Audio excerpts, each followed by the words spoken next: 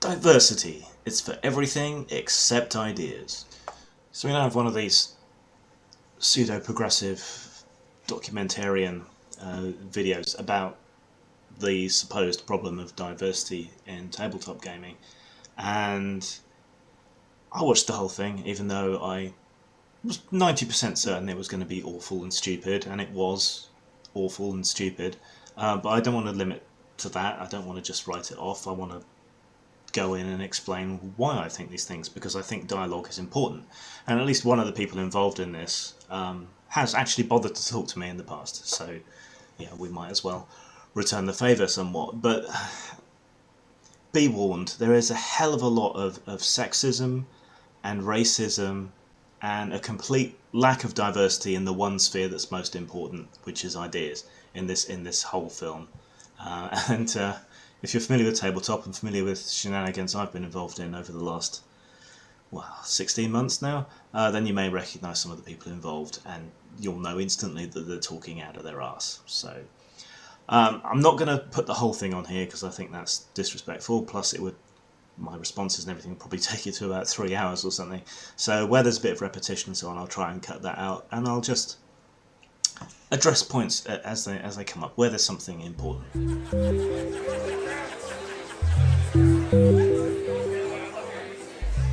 There's a couple of important things to get out of the way right at the start. I'm not American, and I recognise that America's climate around race and gender and so on is different to the rest of the world.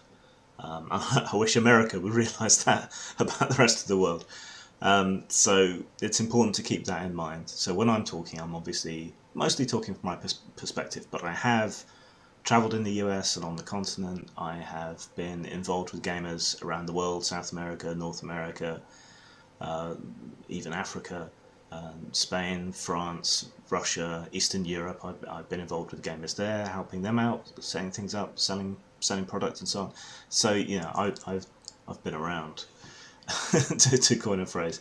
So, but my perspective is primarily British, but I think their perspective is very, very locked in on America, and I think that's part of the problem with this whole video. For me, I as someone who teaches it, I know there are a lot of definitions on the term diversity, but for me, diversity is understanding that differences exist, and then with that understanding, embracing those things that can bring value from a diversity or a different standpoint in order to make an organization better. This woman turns up throughout the video. She doesn't really add anything to it. I think she's just there to add some kind of sense of authority or something. She doesn't actually talk directly anything to do with gaming. Doesn't appear to know the space. Maybe she does, I don't know. But in the video, that's not present.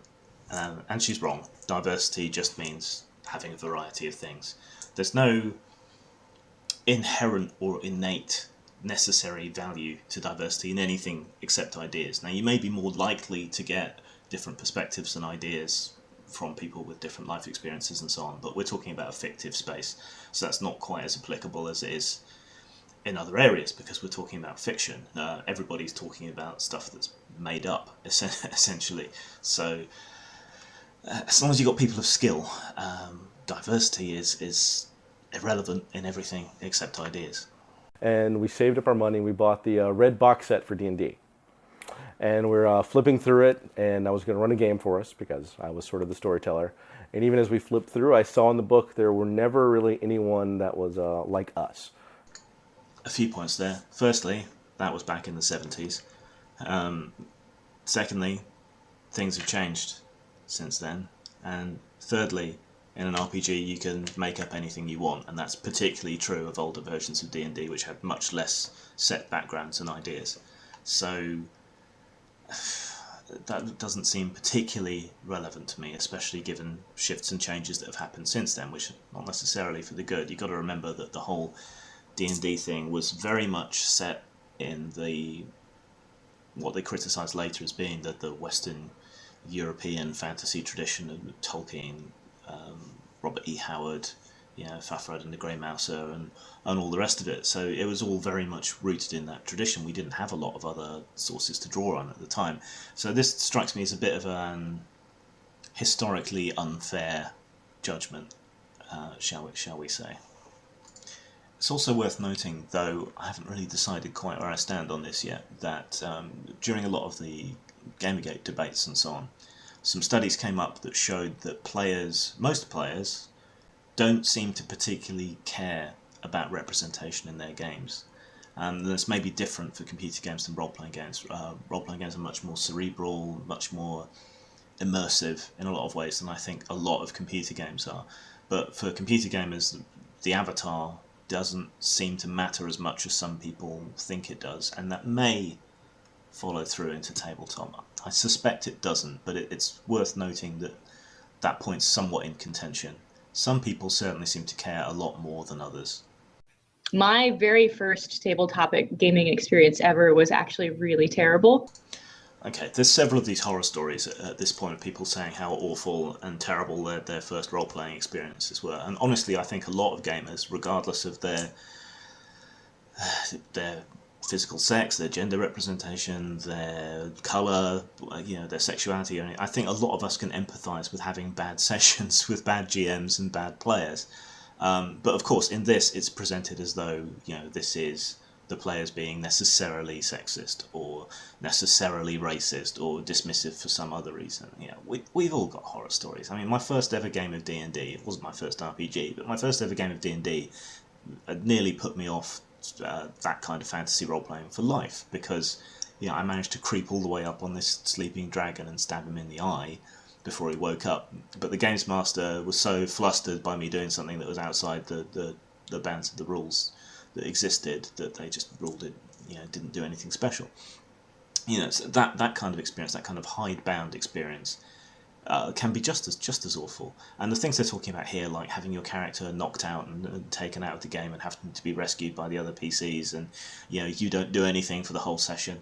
That's happened to me. That's happened to other people in my gaming group. It's something we studiously try to avoid most of the time, though it can still happen due to plot stuff and so on. And then there's the woman here particularly is complaining about one of her early sessions. They were suggesting what character to play and so on. Just going along with it, and ends up playing a sexy drow thief with 2 daggers. Elven stereotype number 3, subsection 7. But I read, even with the bias that she puts into the telling and so on, I read a lot of that as them being flirtatious towards her in their clumsy, terrible, inexperienced way, which isn't inherently and necessarily bad. It might be annoying, but it's not sinister. And that's kind of the recurring theme through all these stories. They're taking almost universal bad RPGing experiences and then seeing them through a lens of this is prejudice, this is bad, this is the community being awful, when sometimes it's the community being helpful, sometimes it's the community being genuinely awful, sometimes it's the community being flirtatious, and sometimes it's just having a bad gaming group. So these are all much for muchness. I'll skip over the rest. That's not often the kind of thing that we think about as a diversity problem. But there's a lot of research that shows that when a marginalized group is less than 25% of the representation, right, in a community, that they're always seen really as members of the marginalized group, not as people. ¿Por qué no los dos? Seriously though, you can be a member of an unusual group within a space and still be seen as human. These are not incompatible things, but you're still going to be unusual. If you're the one white guy in a sea of black faces, you're going to stand out, you can be unusual, people are going to look at you, and you're just going to have to suck it up because you're unusual. You're remarkable, you're noteworthy, noticeable until people get used to you. So the only way to fix that is to be present. It's not to try and force people or make them uncomfortable. And it's unfortunate that you're going to be uncomfortable, at least for a little while, but it's going to pass. People are going to get used to you being in that space, and that's the way to get past it, to make yourselves visible and not to shy away. That's the only way you're going to get around it, quite frankly. And that can lead to all sorts of, bullying and discrimination. And I think that this is one manifestation, right? If there had been 3 girls in the group, and not just one, I'm not convinced that that kind of thing would have happened. My being a girl wouldn't have been as salient, and I'm not sure it would have been as socially acceptable to do. She's referencing her gaming horror story here, which was her character, another character attempted to rape her, rape her character. Now this kind of bullshit happens in lots of bad groups, especially with kids. So it's not a unique experience for her. It's not a female experience. It's just a shitty gaming experience. So would it have been any different if there'd been more girls in the group? In my experience, and maybe it's just the girls I know, no, it'll probably be more likely, if anything. So no, I think she's just plain wrong. I think she has her own tastes and ideas and sensibilities and so on, which she's projecting onto women as a group, and she has her own hang-ups and reticences and assumptions about men as well, which she's projecting onto them as a group, and that's prejudiced, quite frankly. So I really like conventions. I go to a lot of conventions every year, up to 11 or 12 sometimes. So I'm very, very familiar with convention spaces. That being said, they are pretty fraught with a lot of sexual harassment issues and issues of representation. I won't name names, but some of the biggest conventions in our hobby, I go to them every year, and there's one where on the exhibit floor, I've never not been sexually harassed. Anecdotes are pretty useless when examining this issue, but here's my counter anecdote for whatever worth it has. I've been going to conventions since about 1990, 1991, I think. Games Fair, back when that existed, Gen Con, Dragon Meet, IndieCon, a few sort of local war games and modelling conventions, things like that. So, yeah, I've been around, been to live-action roleplay conventions in the States, been up and down the UK to various places back in the day. I have witnessed precisely one instance of sexual harassment, which resulted in the girl, in this instance, being harassed, turning around and slapping the ever-loving shit out of the guy before he was escorted out, and heard about two others. And that, considering that some of these conventions that I've been to have been big, international, vampire live-action ones, where sex was very much on the agenda for a lot of people who went, possibly more than the role-play, and yet nothing happened. So I find it very, very hard to believe these kind of accounts, because it just completely goes up against my experience, and I am not someone who will listen and believe. Okay, I will listen, but I'll want to see some evidence. I want to hear something about it. So I just frankly, it doesn't seem credible. Make of that what you will. Provide evidence. But remember again, anecdote is not gonna do it. We're gonna need some kind of proper study and understanding to see if this really is a problem, and whether it's somehow a worse problem in the gaming space than elsewhere. Now, some of this idea may be down to sensitivity and so on coming into these communities, which could be good or it could be bad. It could be oversensitivity. It could be that we just used to ignore stuff that went on, or it could be that things have become far too sensitive to this sort of stuff. And you do have to keep in mind that conventions are like herds of nerds coming together to mate. You're mixing with people from all over that you've never met before. It's often social. People are often awkward. There's often drink. Sometimes a crafty smoke behind the convention hall. There's stuff going on, none of which would excuse genuine sexual harassment, but it does increase the capacity for miscommunication and so on to occur. So I'm not convinced, and I'm also concerned. Now, to draw a comparison, let's go and look at the atheism community. Just for a second, you don't have to agree with anything, we're just going to look at what's happened there. The Amazing Meeting, which was kind of hosted by James Randi and his foundation for ages. Now, up until kind of just prior to problems around Elevator Gate and Atheism Plus, go and look it up, Google it, I'm not going to explain it right now. But prior to all that, the Amazing Meeting was virtually at gender parity in its attendance, and it was a really big meeting. Since then, since Elevator Gate and Atheism Plus and the promulgated idea that these conventions were hotbeds of sexual harassment and even rape, some people alleged, since that came about, attendance has plummeted, particularly attendance by women. So whatever they were doing right before that was leading to increased attendance and much more diverse attendance by gender has been sabotaged by the very people claiming to want more diversity and more women to attend and safety and so on, because they have created the impression, which hasn't been borne out by any evidence. And keep in mind, these are conventions of skeptics who know how to operate with evidence. They've destroyed it on the basis of hearsay and rumour. And I worry about similar things happening in gaming spaces. If people are going out and saying the stuff, even if they genuinely believe it to be true, it might not. We don't have a common definition of at what point does it constitute sexual harassment. You'd think it would be clear. I've got a clear idea of what I think it is in my head, but that doesn't seem to match what it is in other people's heads. So, I worry that creating this atmosphere is going to do more harm than good, basically.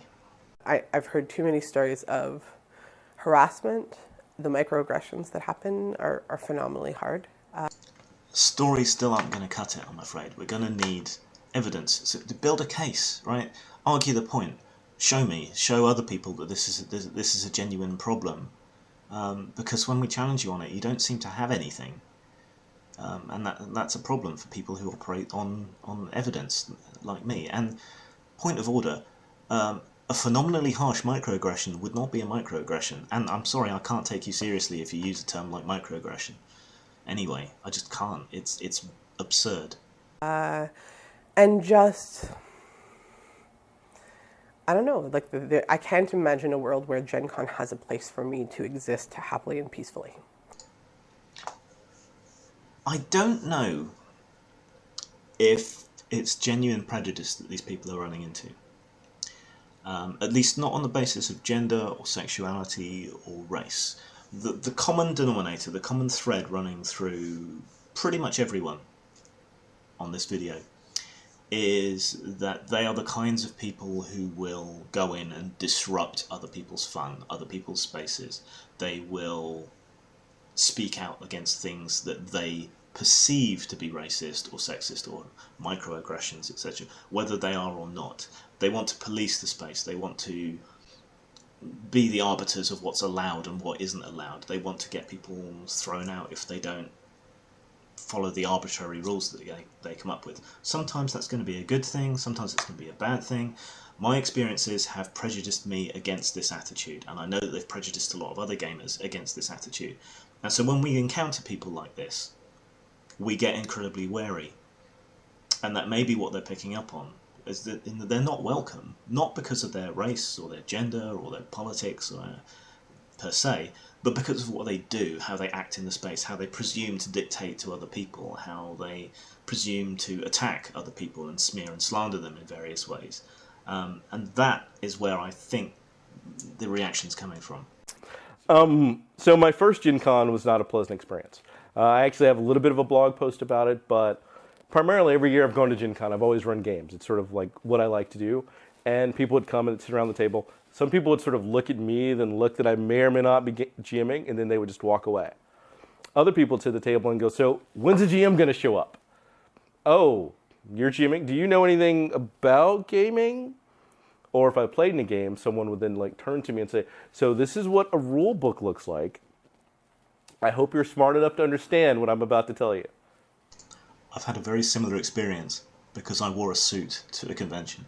And if you wear a suit to a convention, people assume that you're somebody's dad, or that you've wandered in off the street by mistake. And fair enough, that doesn't necessarily compare with colour. But a suit is unusual in that space, and persons of colour are unusual in that space. And so some not entirely unreasonable assumptions may follow. And also some people are just arseholes.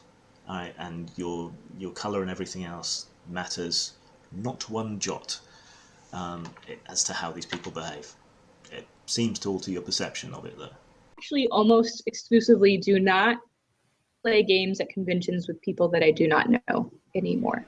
And that is because not once, not twice, but over and over again when I sit down at convention tables with unknown quantities with strangers, things can just get weird and get bad, and people say terrible things, racist things, sexist things.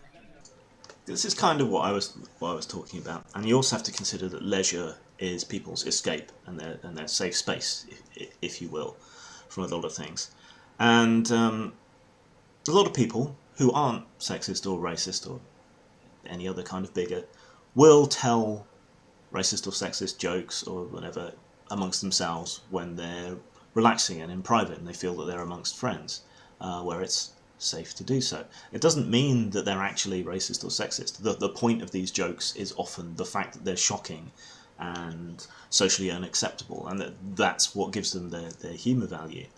Now, the irony here is that I don't feel that comfortable at conventions playing games with people I don't know anymore. But it's because of people like her. When I sit down at a table with a bunch of new people, and I'm all set up, ready to play, and I start playing, and then someone interrupts me with an X card, if you've heard of those, or oh, can we not do this scene? I'm triggered by X. This kind of shit. It takes the wind out of your sails, knocks your legs out from under you, makes the table suddenly chill, and not in a good way. I mean cold, because they've sucked the fun out of the room. They've sucked that sense of safety and camaraderie out of everything, because they've done what they think is a good thing, to speak up about something that they think is bad. If you're that sensitive, do not sign up for a horror game, please. Just don't do it. Horror games are designed to be triggering. We want people to feel uncomfortable, scared, horrified, and so on. That's the whole fucking point of playing them. And there can be elements of that in other games, with various monsters and so on. If you have a fear of spiders and you play a Dungeon Bash game and you run into a room full of spiders, you can't just suddenly expect the games master to rip the spider room out of his dungeon and come up with something immediately on the fly to substitute for it just because you don't like spiders. Suck it up. Wait. Carry on. Wait for the next scene. Or, say, I'm just really not comfortable with spiders. Can someone else play my character? Or I just go and... that would be fine. But no, there's got to be demonstrative about it. This is bad, this is wrong, you should not say this, you should not do this. I am special because I have a problem with this. That's what's making conventions uncomfortable for a lot of people, and it also, going back to what I said earlier, may explain some of the negative reactions that people like you are getting, which you're then ascribing to your gender or your colour or your sexuality or whatever else. No, it's just you might be an insufferable twat. There are so many social conventions that keep us in our chairs, right? That it's really hard to say, hey, stop that right now, that's really terrible. Because there's 4 other people in the room and they're all like, well, there's nothing wrong with that. Most people are fairly nice. Most people aren't bigots. So if everyone else around the table doesn't see the problem, have you considered the possibility that you might be wrong? And this is even in, fairly progressive gaming spaces that this has happened. Point of order. These people are not progressive. The agenda driving a lot of this in tabletop gaming, video gaming, comics, film, TV, any medium you care to mention, a lot of what's driving it is authoritarian and censorious. That's not progressive. People like me, who often get accused of being reactionary, are actually progressive. We're fighting to retain the progress we've gotten in free expression and sexual representation and so on. Hard fought over, at least the last 50 years, and probably if you want to go back, you can probably... If you wanted to reach, you could go right back to Oscar Wilde or the Marquis de Sade, or even further. You could go back. Blood has literally been spilt on these issues to get this right of free expression, which is currently under threat by people who call themselves progressive, but who absolutely are not.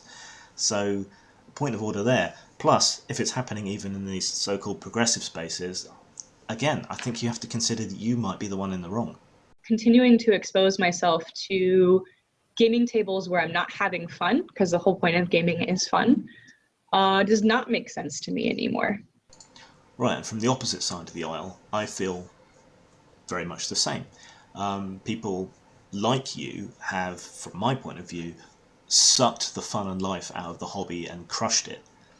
But you seem to have fun from involving yourself in these kind of issues. That seems to be where you're getting something from gaming, not from the actual play of the thing itself. And that's a problem. And it's especially a problem when you go to conventions. You know, when you go to conventions, you have to compromise. You know, if I sign up to a game, it's not necessarily going to be run in the kind of way that I like. I might not get to play the character I want. You know, the style of GMing might be different. The system might not be one I particularly like, but it might have been the only game that was open for sign-ups and so on. So the convention space is peculiar. It's not your home group. It's not people whose boundaries and so on you've come to know. And so there's got to be a bit of give and take.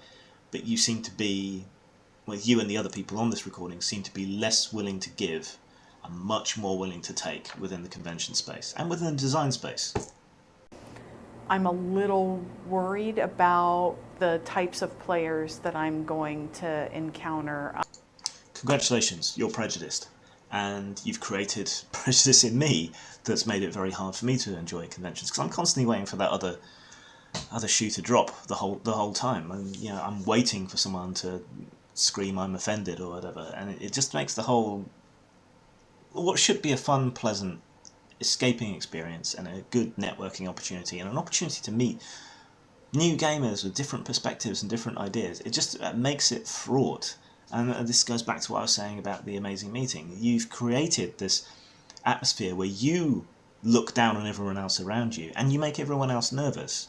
And you have this enormous prejudice towards them, and they've developed this enormous post-judice towards you.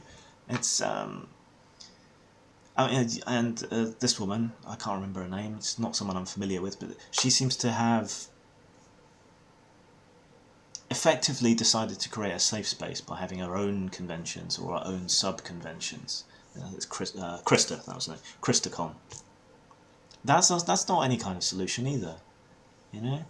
And if you're playtesting games, which for designers is a primary purpose of conventions, I find, then you want that variety of people to play your game. You know, it's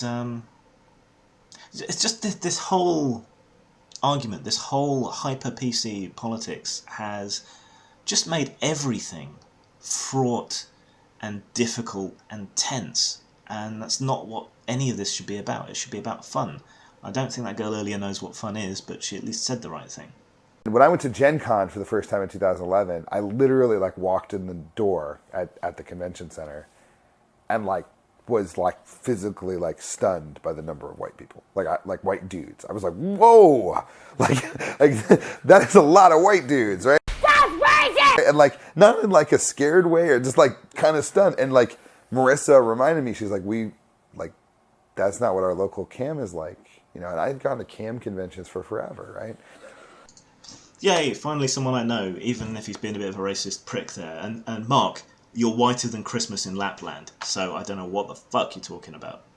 I have this game that I play, that I still play to this day. Whenever I go in, I'll always look for someone else that's sort of at least a minority or a POC. And usually it's a very sad game because it's usually me. If I'm lucky, I may see a few ladies that are also there, but very rarely do I see another person of color. Why not just look around and see gamers of all stripes, of all kinds? Gamers, your tribe.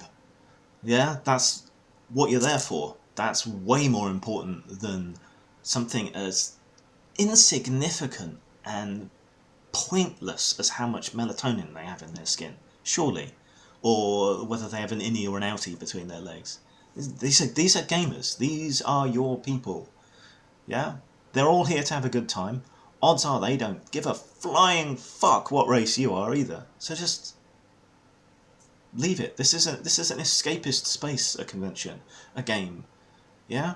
This is somewhere people come to escape their real lives. And here you come dragging your baggage of social issues and hang-ups from your real life and unloading it in the middle of people who are just trying to get away for a weekend and not have to worry about Syrian refugees or war in the Middle East or global warming or, has their dad been diagnosed with cancer, waiting for the results, but, maybe we can just get away for a weekend and not have to worry about it just for a little while.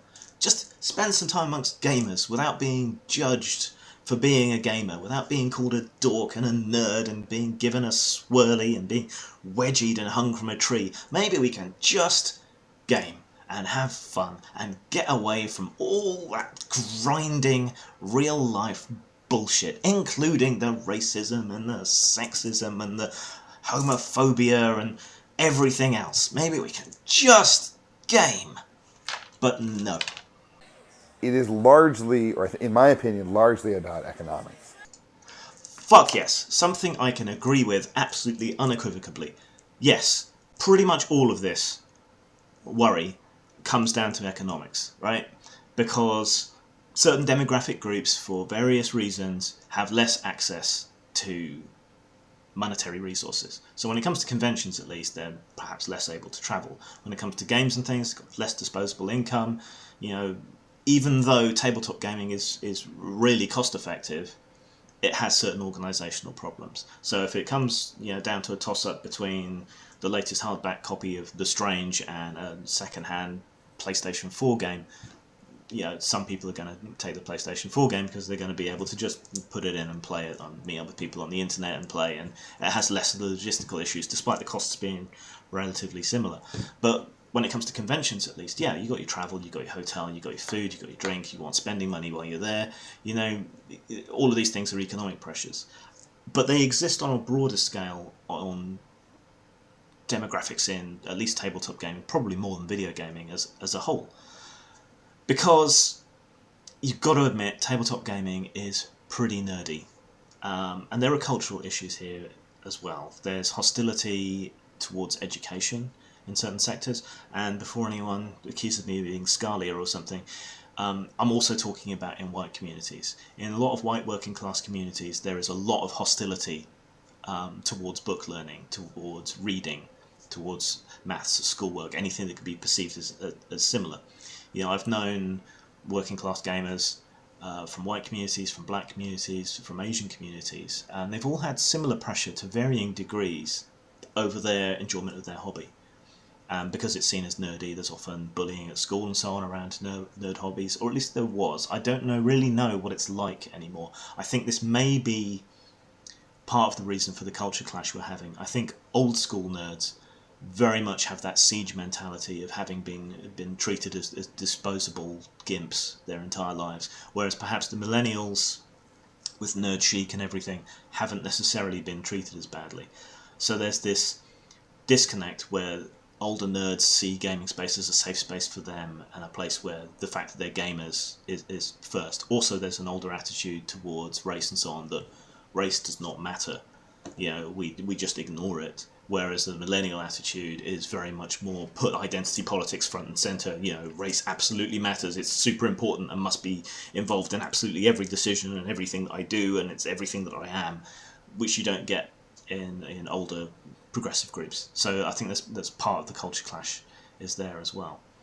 But for various reasons that are too detailed to go into in this video, you'll find that minority communities do have less disposable income, less able to travel, less money to spend on games and leisure activities. They tend to prioritise on certain things, and may not necessarily show up at conventions and so on. Like I say, the reasons for this are beyond the scope of this video, but it compounds with certain other issues. If we're looking at a majority white population with a full bell curve across the wealth gap, and then you're looking at a coloured community which is much more weighted towards the bottom for various reasons and is smaller anyway, that's going to compound. So you're going to see a lot more white middle class guys involved in a nerdy, educationally oriented hobby like tabletop gaming than you are other groups for various reasons.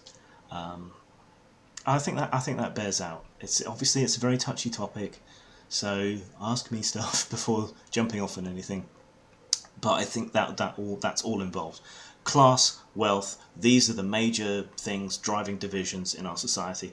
And from my point of view, admittedly as a hoary old socialist set in my ways, all this race and gender stuff just seems like a circus playing on top of the whole class wealth issue to distract everyone.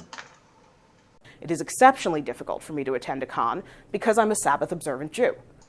Well, that's your own lookout, and are there enough Sabbath observant Jews at your average convention for it to be economically viable for them to change everything around your Bronze Age goat fucking beliefs? I don't think so. I think that's on you. If that's what you want to believe and that's how you want to act, that's going to have repercussions. I think that is the point of having these kind of religious restrictions. They're not meant to make life easy. So suck it up and deal in that instance.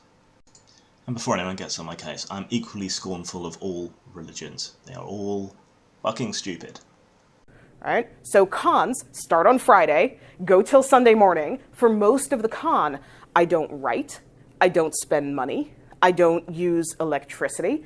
So it becomes very difficult to participate in events as a full participant. And I've actually had people say to me things like, what are you even doing here, right? You can't do anything useful or meaningful. You can't play this game because you need to be writing, and maybe you have workarounds, but they're not as good and we don't want you to play with us. And fair enough. That's an enormous pain in the arse for everyone else. So I'm failing to see why you think you should be able to impose your self-inflicted restrictions on everybody else. Why would you think that you could? I don't understand. And I see that there are barriers like that for people from other groups, right? So we talk a lot about race and gender, but religion is a big one. Class is huge, right? Disability. I mean, I've been to game events, game design events that were not accessible.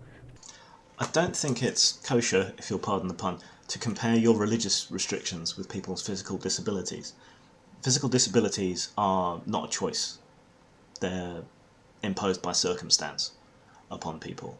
And every convention, every gaming group I've ever been to have always been perfectly willing to accommodate someone who can't help their issues. So I don't think that's a valid comparison at all. Now she's about to bang on here about spaces not being accessible and so on. So I think it's important to explain the state of the role-playing industry, such as it is. Take the computer game indie scene and shrink it by about a factor of 10. And that tells you about how much money people have got to play around with. The role-playing game industry operates on a shoestring. Independent designers even more so than anybody else. We do not have a lot of money to throw around. We have to basically use whatever's within our budget, whatever's accessible to us in our circumstances, which means we're often looking at cheap spaces to host events. It means we're often skipping, amenities and things that other groups might be able to pay for. So if you end up in, to use a British example, some scout hut in the middle of nowhere that doesn't have disabled access, it's because that's what you can afford. It's because that's what's available to use. It's because these are the people who are willing to let you use their space. So it's not like there's a broad amount of choice, and it's not like you can afford to shell out all of that money extra for the much better facilities with the disabled access and the lift and the disabled toilets and everything else, for the sake of the possibility of a person that might turn up.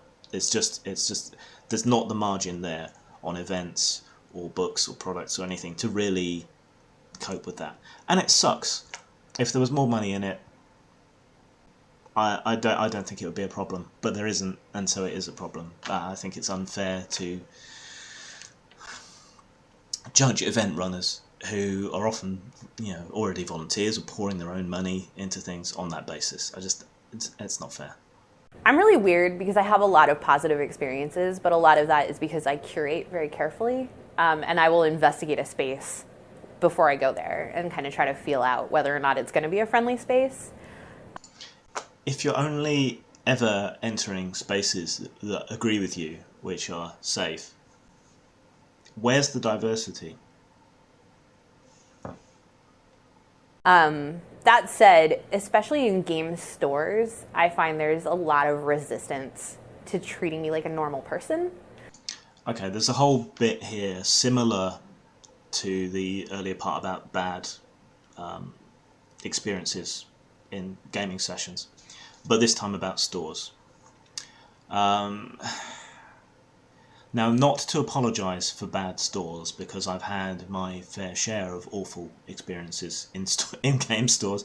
I think everyone has. Again, like earlier, I don't think this is an issue specifically of gender or sexuality or race or anything. Everyone has bad experiences in stores. You know, comic book guy exists as a stereotype for a reason. However, I think that women and minorities, because they're unusual, stand out, and because they're sensitized to the topic, will perceive being seen as an outsider in a worse way. I think it's much more to do with their perception. And other factors that we've talked about already come into play here as well. You know, the store is another safe space. So when someone unusual, an outsider, comes waltzing in, even if they're not actually an outsider, if they're unfamiliar to the people there, you know, you get tense, because people are very judgmental of gaming as a hobby. You know, so you get your back up a bit. You know, who's this person? Why are they here? I don't recognise them. I feel a bit shamed for what I'm doing. You know, I'm sat here, I'm playing with little figures, whatever. You know, are they going to be judgmental? I've been in a store when a woman and her kid have come in together, and you know, obviously the kid was dragging her in. You know, it meets that stereotype. It exists for a reason. And he was all a buzz about everything and asking questions of people and so on. And she was just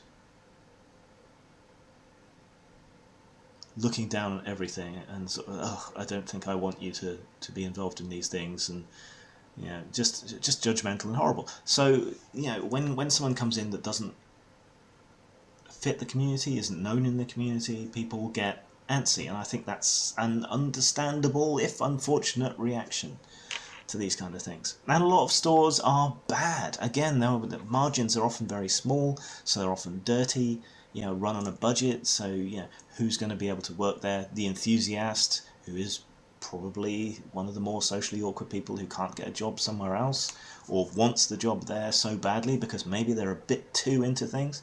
You know, there's all these kind of factors at play. But to present it as a racial experience or a gendered experience, that can aggravate it or change your perception of what's going on. But everyone has these bad experiences. It's a universal, you know. And from the other side, you know, being behind the counter, you get the guy who comes in and tells you about his character for hours and hours and hours. You know, there's stereotypes and bad encounters the other way as well. So again, I just don't think it's accurate, and I don't think it's fair, and I don't think it takes into account everything. Which isn't to excuse it. Once again, it's to understand it. To understand the difference between understanding something and excusing something. But yeah, there's several of these stories. Let's skip over the rest. I've been in game stores where they actually have painted the walls, and sometimes the art can get objectifying, I suppose would be the right word, and you just look at that and that is the only thing that is feminine in the store. In the words of the prophet Bill Hicks, yeah, and so what? And objectification, not really a thing. Most people, Madame Eiffel exempted, are not attracted to objects. I think what she means to say is sexy. And sexual art doesn't only appeal to men. You know, pin-up has a long-standing tradition amongst women as well as men. Yeah, this is the kind of thing that I'm talking about. You know, if I marched into a knitting club, paid my dues, joined, and then started insisting that they put girly calendars up, you know, that is crude, but it gives you some kind of idea of what this feels like, to have someone just march into your space and start demanding everything be changed to suit them. You came in here. What was here must have appealed to you on some level beforehand. So why are you seeking to destroy it? And that's a puzzler for people.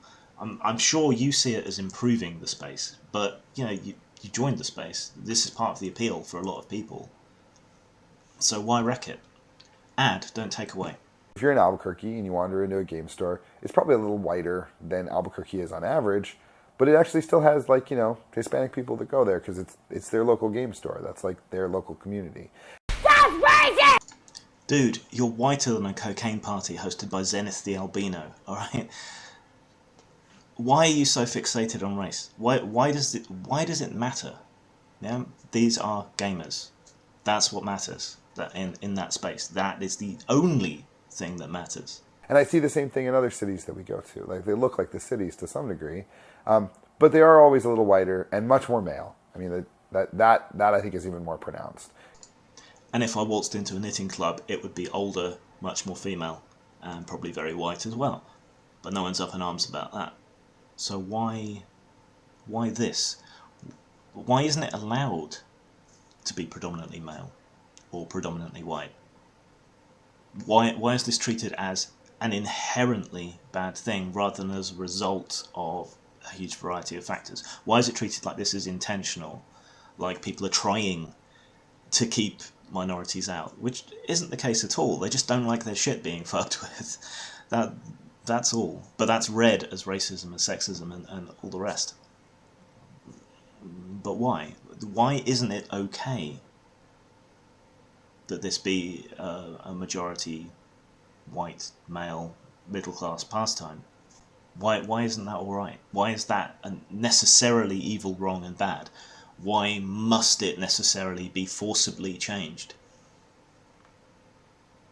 Yeah, I think things are changing naturally anyway. I actually want to see a wider variety of people involved in gaming because I think gaming's awesome and everyone should do it. But I don't think the way to go about that is to be patronising or to piss off your existing audience by fucking with everything. I don't think those are winning strategies for either creating diversity or sustaining the medium in the medium to long term. I just argue the point with me, but I don't see how this helps. Game stores tend to be places where we see mostly men, and of course one of the big things for that, one of the big reasons for that is they don't always look like super safe places, right? You go to a game store and they're like, oh yeah, all the games take place in the basement, and you go down to the basement and you're like, this looks like a murder shack. But you and I know it isn't. We know it's the exact opposite. We know that the gaming space is and always has been one of the most accepting spaces in the world, in pastimes, in hobbies. It always has been, until recently. And I've offered my thesis as to why that is earlier. So rather than combating the stereotype of gamers, you seem to be perpetuating the stereotype of gamers as a way of leveraging change upon what is already an accepting, welcoming and open community, rather than communicating to people that this is an open, accepting community. Sometimes too accepting. I think someone else makes the point at some point in the video, and the RPG pundit calls them lawn crappers, that we're so accepting that we allow people with terrible personal hygiene or other issues, we allow them in gaming because we're so desperate to have people playing that we will accept anyone.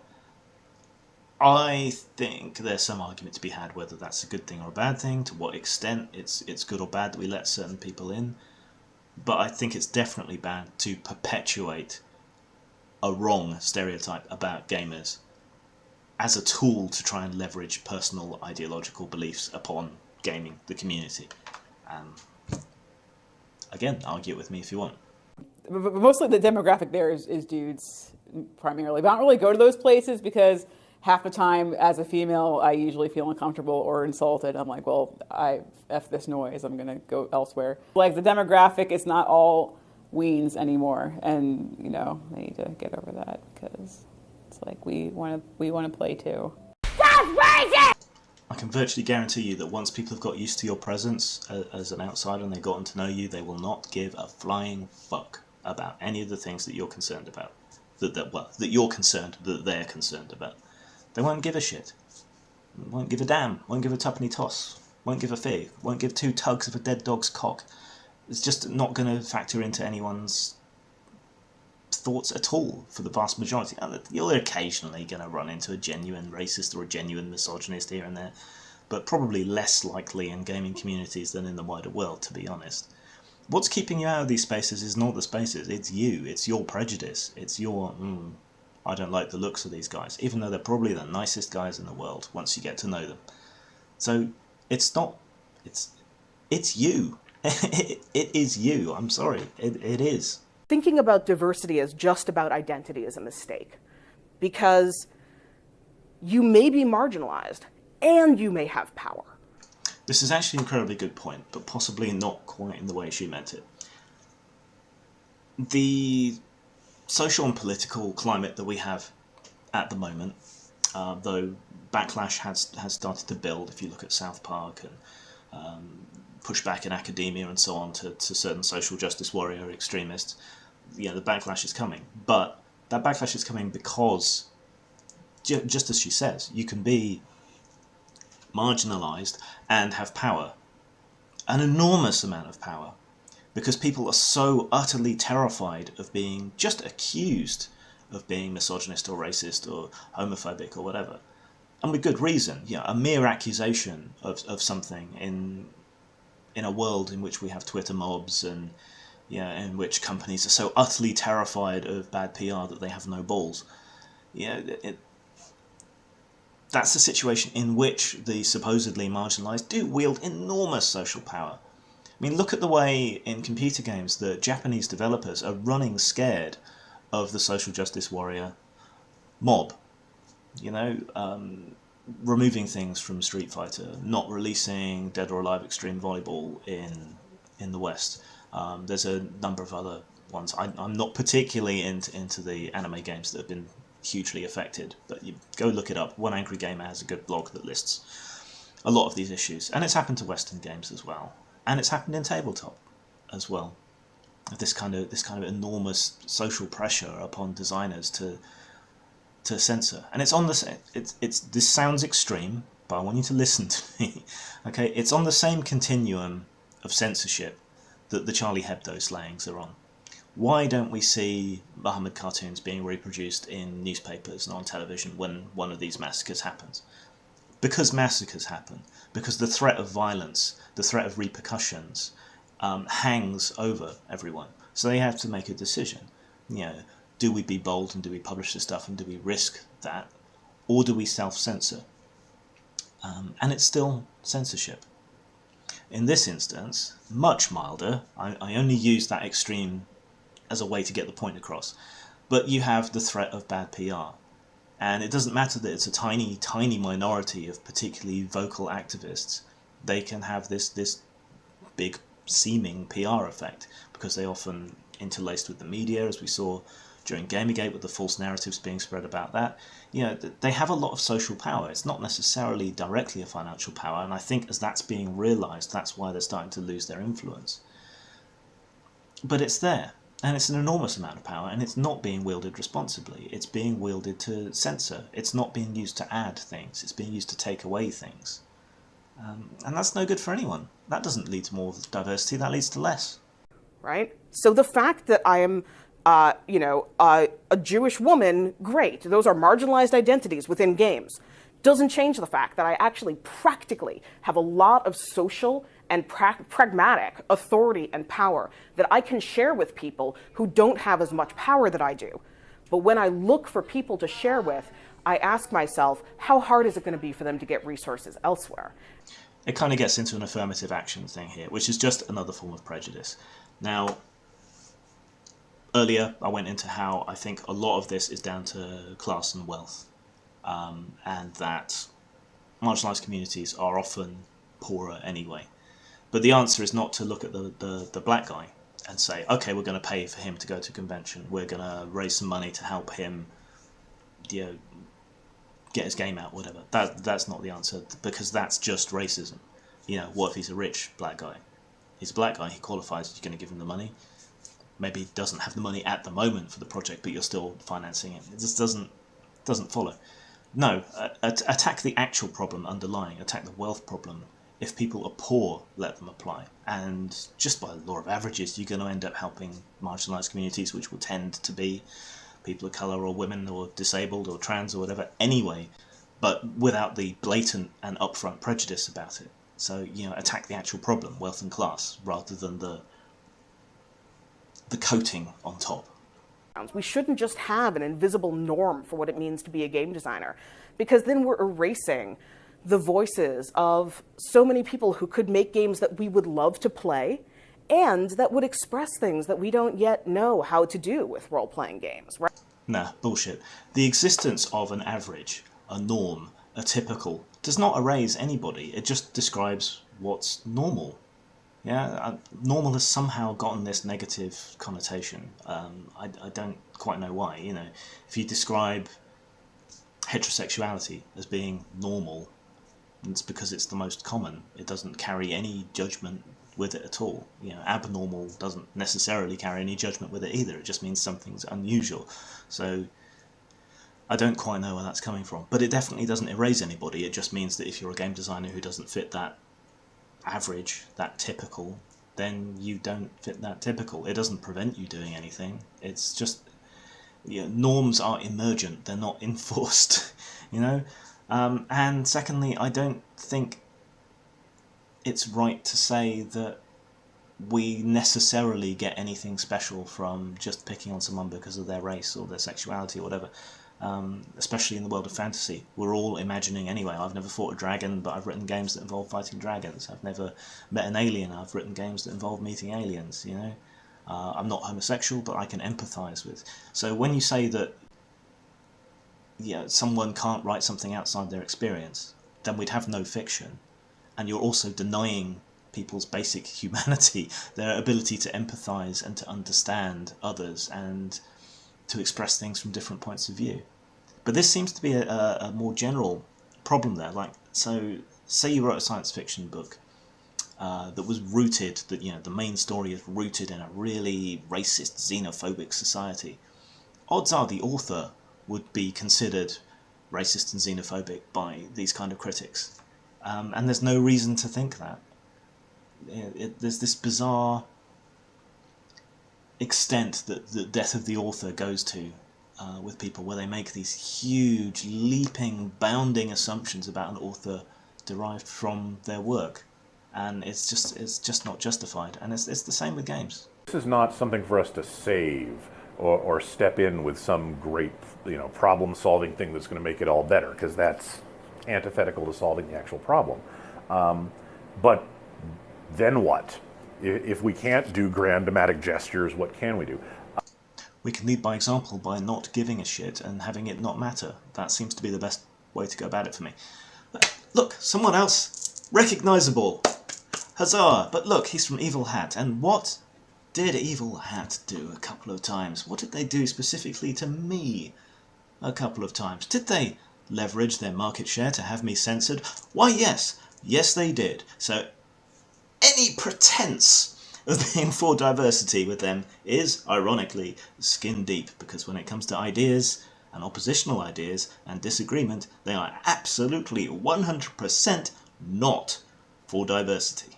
So, what else is there to be said about Evil Hat? He talks about Spirit of the Century, briefly, and I've often used that as an example of a problem I see in approaching certain issues in games. Now, Spirit of the Century took heavy cues from Warren Ellis's Planetary and was set in a kind of pulp world. Now, the problem with pulp worlds is that the times in which they were written and the source material that they draw on are often genuinely sexist and racist and problematic, as the saying goes. What they decided to do about this was to completely whitewash and ignore all of that and to set it completely aside. In my opinion, that is not a good way to go about it. I think part of the point of exploring these other eras is exploring the prejudices and differences and the diversity of ideas that used to exist. And you can rebel against them in the game, or you can go along them for fun. You can explore problematic viewpoints and so on, and that's added value to the game. But no, they ripped all of that out because it was problematic. It's just his whole section is just a white guilt-a-thon. So let's move swiftly on. Because in my home group, a lot of the designers are like white, straight guys, which is fine. But they tell different stories because their lives are different. That's racist! Anyone can tell any story. You don't have to be part of a particular group to write a story from that perspective or about that thing. That's... How can I express the degree to which this attitude pisses me off? This idea that you cannot write anything beyond your own experience. That you can't understand anything beyond your own experience.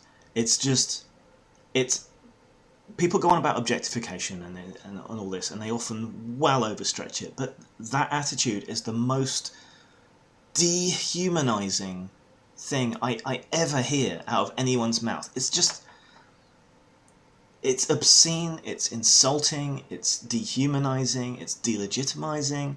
It almost guarantees that you're going to see less variety and diversity in fiction, not more, because you're saying people can't write about anything outside their experience. And if, as you say, most creators are middle-class, white, cisgendered, heterosexual men, then if they can't write anything beyond their experience, that's all you're going to experience.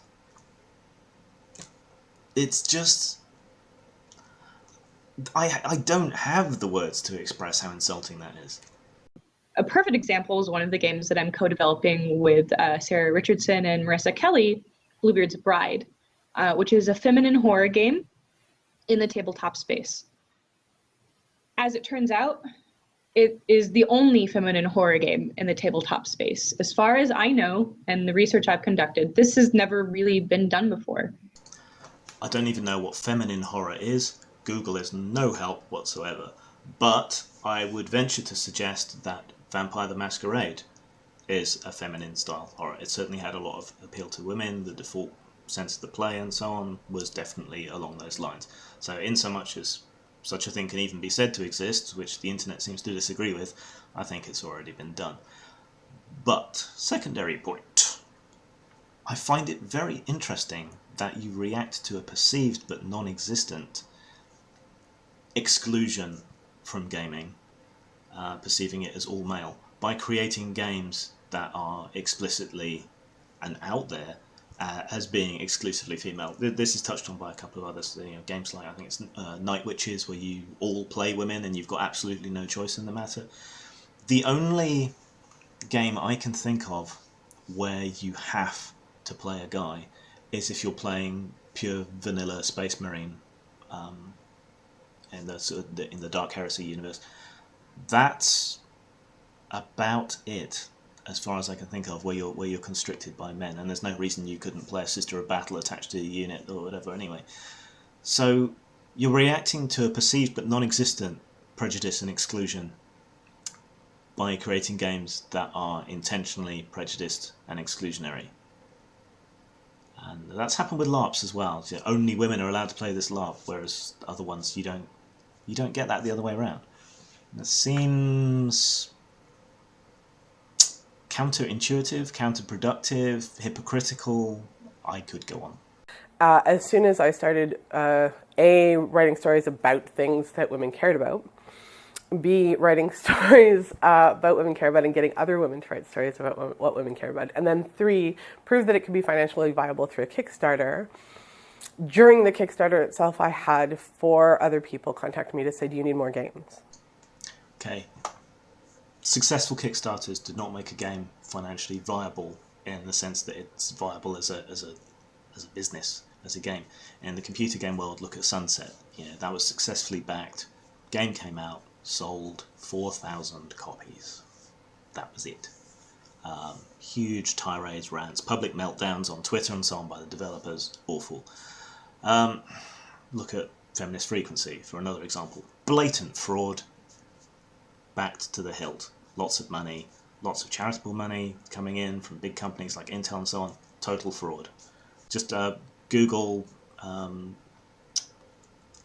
Feminist Frequency in 2 minutes, debunked in 2 minutes. There you go. Fraud. In my opinion, So the trouble with Kickstarters, particularly in activist spaces or reactions to activist spaces, is that people will back you not because they actually like the game or even want the game, but they do it as a form of virtue signalling. I've benefited from this as well. People have backed some of my projects just because they want to go to the kind of censorious bullies represented in this little film. I would rather they actually wanted the game. But you definitely see this happening in reference to feminist projects and projects to do with marginalised people. And if I was from a marginalised group, and I guess I am in terms of mental health, then I would prefer that people back me because they wanted the project rather than saying, yeah, look at me, I'm so progressive, I'm backing this person, aren't I so wonderful? No, but back things because you actually want them, because you like them. So Kickstarter's not a good metric for this. Sorry, it's not. I'm saying that for myself as well. I don't think Kickstarters are a good metric for how popular something is, how much appeal it genuinely has. People do it just to say, wow, look at me. Unfortunate, but true. We raised some money from the local community to do that. We put some money in. We partnered with some organizations. We were able to bring 4 designers here, but that's because we were going to pay for their ticket. We partnered with Metopia. They helped us to cover the hotel room, right? Like, I mean, that's not like just sending people nice notes and asking them to come and telling them that it's worth their time. That's telling people, we think this is so much worth your time that we're going to pay your ticket, pay for your hotel room, and make sure that you have a strong network of support here. And that's, in my opinion, what brings them. It's not rocket science. It's like, hey, if I'm willing to pay your ticket, a huge barrier to entry just went away. It's not 100% clear here whether he's saying that they only sponsor minority attendees or whether it's anyone whose game that they think is cool and who doesn't have the money. I hope it's the second. That's something I would get behind, something I would support, something I would contribute to, something I would offer mentorship to. If it's streamed by minority status rather than wealth and class, then that's prejudice, that's racist, sexist, all the rest of it, and I would not back it. I think as gamers, we have real challenges with saying no to bad actors, because a lot of us, including me, come from backgrounds where we were outsiders, and we're very sensitive to pushing other people towards the outside of our spaces. We want to accept everybody, we want to welcome everybody, but that's actually really harmful to people who are vulnerable because they don't have the power to say no and push those bad actors out. So close to self-awareness, so close. See, the thing is, from a lot of people's point of view, you and people like you are the bad actors. You're the ones making people uncomfortable. You're the ones messing up games. You're the ones interfering with people's spaces. You're the ones demanding unnecessary change. You're the ones taking stuff away rather than bringing stuff in and adding to the space. So when you complain there, this is why you haven't had that much pushback until things got to crisis point, because people were so open and willing and accepting to bring you in and embrace you into the hobby. And in a sense, you betrayed that trust. So you have to understand that everything you're saying there can apply to you, and yet you'll treat any resistance, even though it's to what you're trying to do, as if it's resistance to you personally, to your identity, these things that are so important to you, your race, your gender, your sexuality, and so on. You'll treat rejection on the basis of ideas as if it's rejection on the basis of identity, when it isn't.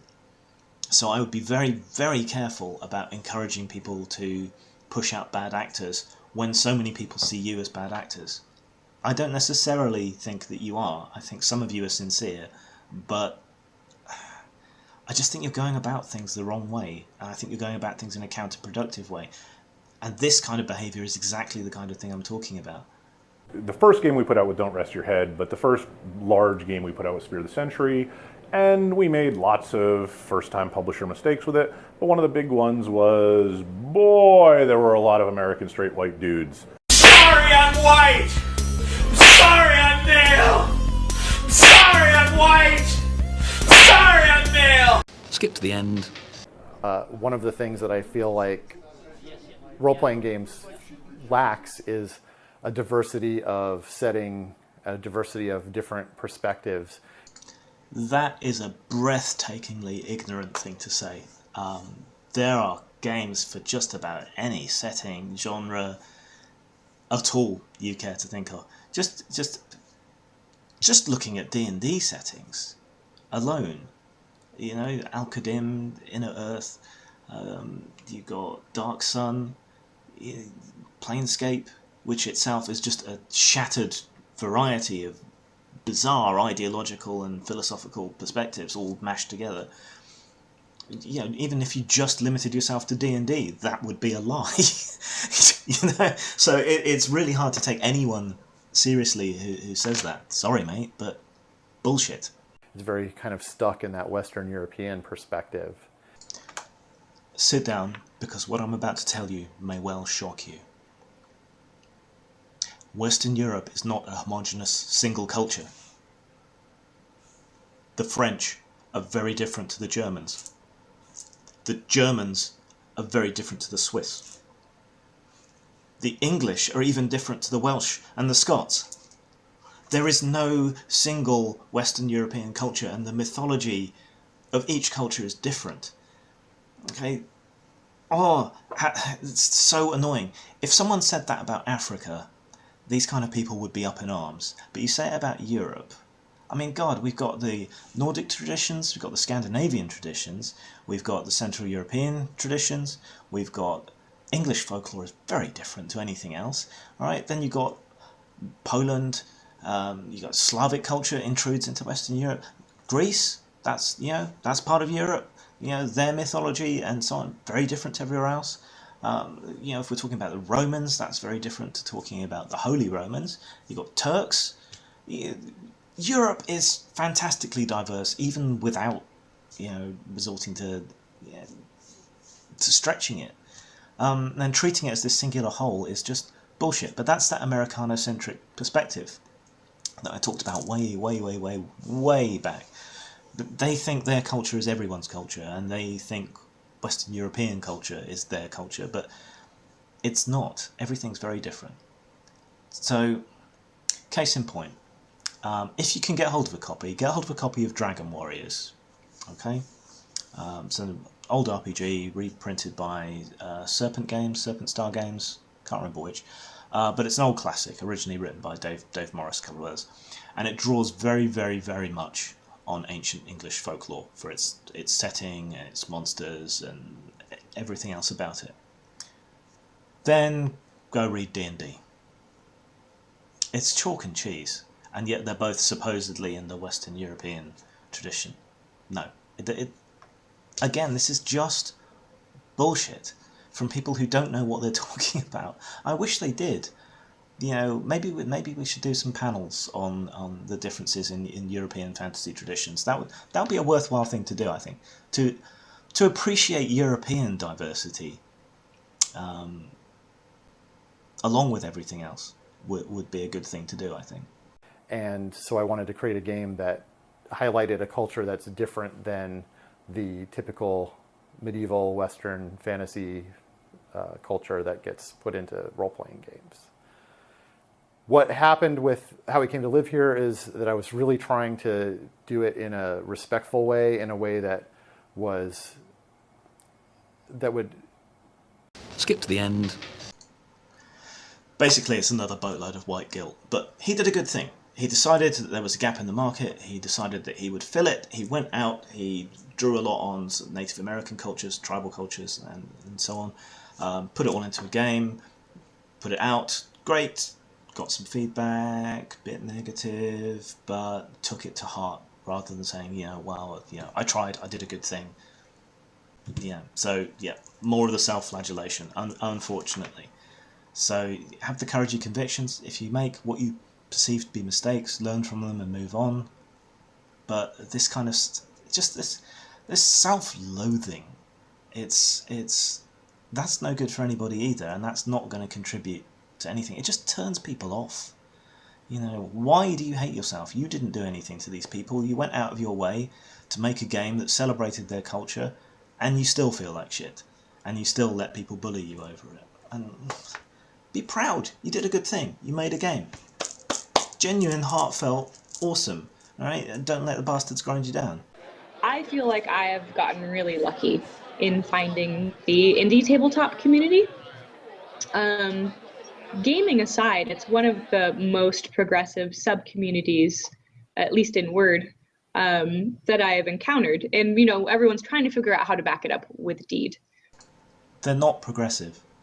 As in other communities, what's called indie is not actually independent. It's a way of assigning yourself to a set of political ideologies, unfortunately. Now, I'm an outspoken critic of a lot of these people. Why? When ostensibly I agree with a lot of what they're saying. I want diversity, I want inclusion, I want more women in gaming, I want more people of colour in gaming, I want diverse representations. I want everything that they say that they want. But I want to do it by adding. I don't want to do it by taking away. And I don't like the way they go about things. I don't like the way they call people racist who aren't. I don't like how they call people misogynistic who aren't. I don't like the way they undermine people who are diverse and novel ideas and who have been bringing lots of people into gaming by walking out on award ceremonies, for example, or backing block bots, or tearing down people, or trying to get things censored or controlled, or in the case of people who have companies, leveraging their economic relative might to censor other creators. It's not something that would really occur to me to even do. It's the diversity of ideas that matters to me, whereas for them it's the diversity of identity, this surface, ephemeral, pointless thing that doesn't really mean anything. So it's in spite of the fact that on the surface we seem to be caring about the same things, the way they go about it, the authoritarianism, the censorship, the shaming, the accusations, the trial by Twitter, these are the things that divide us. So with convention spaces, I always look to see how sophisticated their harassment policy is, because that simply indicates, have they even thought about this? I've ranted about this before, but here's an opportunity to do it again, and who am I to pass that up? Okay, 2 things about convention anti-harassment policies. 3 things. 1, they are completely unnecessary. If you are being sexually harassed, that is a job for the police. Call the police. 2nd problem, they are not anti-harassment policies. They say they're anti-harassment policies, but like a lot of things, what's said and what is are wildly different. Anti-harassment policies are usually Trojan horses for all manner of controls over the convention as a whole. You will find strictures over what kind of displays you have, what kind of products you can sell, what kind of cosplay is allowed, what kind of costumes are allowed on your stand, even content of games that you're playing. It's just boundless stupidity, but it's an anti-harassment policy. So if I speak out against an anti-harassment policy, oh my god, I must be for harassment. I must want wild perverts stalking the halls for cosplay girls to have a quick little grope. No. You don't need an anti-harassment policy. This isn't an anti-harassment policy, and it's fucking with everybody's chi. I've said it before, I've been to conventions with anti-harassment policies, I've read through them, and by the letter of the policy, about half the convention shouldn't have been there. And all it's going to take is one person to be a persnickety arsehole, and that's a convention ruined for everybody. It's loading a gun and putting it to your own head, and then hoping nobody pulls the trigger. It's just fucking stupid. And we've seen how it gets abused in the case of the honey badgers at the Comics Expo in Calgary. Any excuse they can find. Oh, you made people feel unsafe. Like that. That's a reason for anything. No. And the 3rd thing, harking back to the amazing meeting which I mentioned earlier, having these kind of policies and these big posters in the lobbies and so on creates the impression that somehow this is a huge issue and that there's molestation and rape happening in every corner and under every table and in every cubicle and behind the convention hall and in every car, and which isn't the case, and it just ends up putting people off. You imagine, some dad or something bringing his 12-year-old daughter to a convention for the first time. She's dressed up as Star or something. Yeah. So she's all happy and ready to have a good time at this convention, and they get up to the entrance, and he sees this huge anti-harassment. Well, here's what to do in the case of rape and molestation. So he's going, what the fuck is this? I am not taking my daughter in there. Bollocks to that. And we lose another gamer, we lose another nerd, we lose another fan. Just as the Amazing Meeting has lost its attendance, most of it female. You say you want the very opposite of this to happen, and yet you're making it happen. It's in how we react. Policy is not going to make any difference to someone. What is going to make a difference is reporting it, and getting the police involved, and being zero tolerance about it. Not making these policies, which often extend well beyond the law into, pretty normal behaviour, or the possibility of, miscommunication, and then someone gets slung out and they've lost 5 days of convention money. It's just, no, fuck them. Fuck these things that aren't even anti-harassment policies, really. Fuck them in the ear. In a way, the pervasiveness of the problems says to me that there's hope, because every single person, I think, can reach out and make a change, because the problem is everywhere. So wherever you look, there's a chance for you to do something to make it better. There isn't a problem. There is a desire amongst some people for things to be different, or for other things to exist. But the problem is that they also want other things to not exist, and that is a problem. And that's the problem that I am constantly and consistently addressing. You want more women gaming? Great. You want more minorities, people of colour gaming? Great. Why does that necessitate destroying what's already there? I don't think it does. I think we can add. And I don't think every game and every space has to put these issues front and centre. Now, I don't want to just bitch and kvetch about this video, so I want to talk about some things that I see as solutions to this issue. I still don't think it's really a problem. I think the best way to retain the existing diversity and add to it is to be accepting and tolerant. And I mean tolerant in the proper sense, in that we can endure people we have differences with. We should not cry harassment immediately. We should not cry sexism immediately. We should not cry racism immediately. We should make sure we know what we're talking about. At the moment, these are hair trigger accusations, and as a result, they're losing weight, which means when they may actually be applicable, they may not have any use, because people will not believe you anymore. They will look at these kind of accusations askance. Really? I've heard that so many times. Boy who kind of cried wolf, I think the solution is to have a space that does not give a fuck about these issues. You're trans? Why should I care? Why does it matter? Sit down, roll up a character. I don't give a fuck. You're black? And? So what? Sit down, roll up a character, let's play. You're a woman? Yeah, well, yeah, and? Sit down, roll up a character, let's play. Let's play games. This is the problem with this identity politics. It gets in the way of absolutely everything. And at the end of the day, who you fuck doesn't matter. What colour you are doesn't matter. Whether your body matches your gender identification doesn't matter. What matters is what you do. What matters is who you are, not what you are. So, gaming is an escapist space, and that is valuable to everybody. We all have problems. We all have issues. We all have things we don't like, and gaming is a place where we can come to get away from that. And like I said before, you come dragging your baggage into someone's escape, and it's not going to be welcome, whatever it is, or it's going to be a cause of concern, whatever it is. Why is that? Why are they bringing that up now? We're trying to play a game. We're trying to have fun. We're trying to escape. And it's not that games can't tackle serious issues as well. I mean, fun is a really broad term.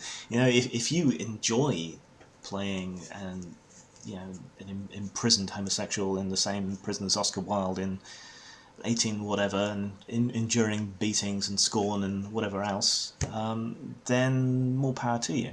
There's definitely some difficult topics I'd like to see done in games. I'm all for serious games as well, but I understand that people are primarily here for escapism.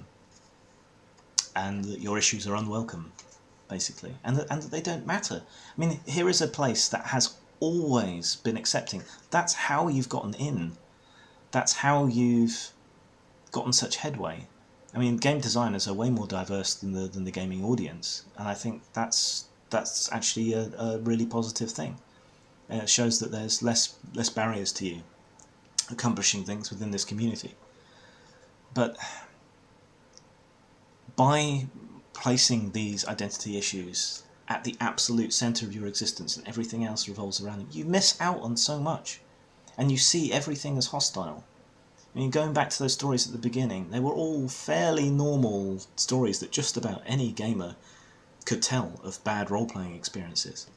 But because you see them through the lens of race or sex or whatever, you slot them into these fairly imaginary, wider societal problems and make them super, super, super important, when it's just a bad game. It's just a bad games master. It's just that other player was a dick, you know?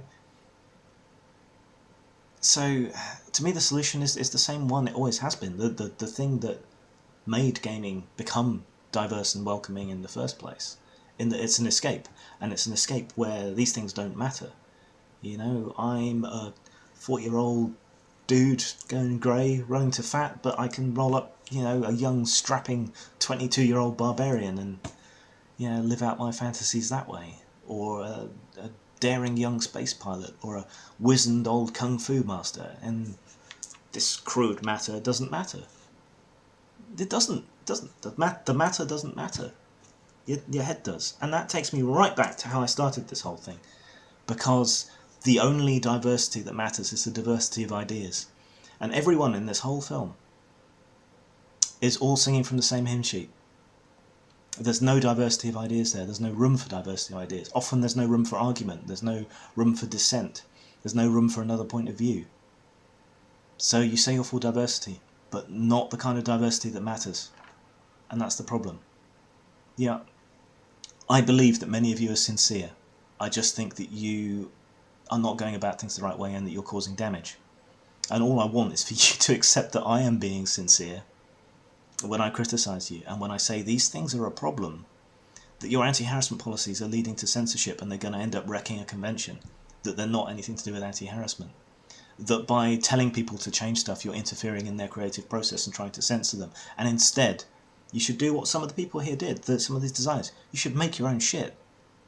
And I will support you to the hilt in making your own shit. I will help you make your own shit. I will mentor you. I will playtest. I will do anything I can to help anyone make games and get them out there, because I believe in the power of games, and I believe in the community as it used to be, as this open, inviting, wonderful place where you could be anyone and anything, and it didn't matter. And it still doesn't really matter, but you're trying to pretend that it does, and it doesn't. Nobody cares about anything apart from whether you can play the game and how well you play the game, once they get used to you. And if you're a minority, I'm sorry, but you're going to have to get used to standing out and everything that comes with that. But once people get to know you, it won't matter to them. And that's a precious and wonderful thing. Just the level of acceptance. And how focused people are on their commonalities as gamers. Anyway, this has been super, super long. I think the longest video I've ever made. I hope this bout of positivity at the end has made it worthwhile. I tried to keep it fairly snarky, to keep it interesting. Remains to be seen whether it worked. Peace out. Take care, guys.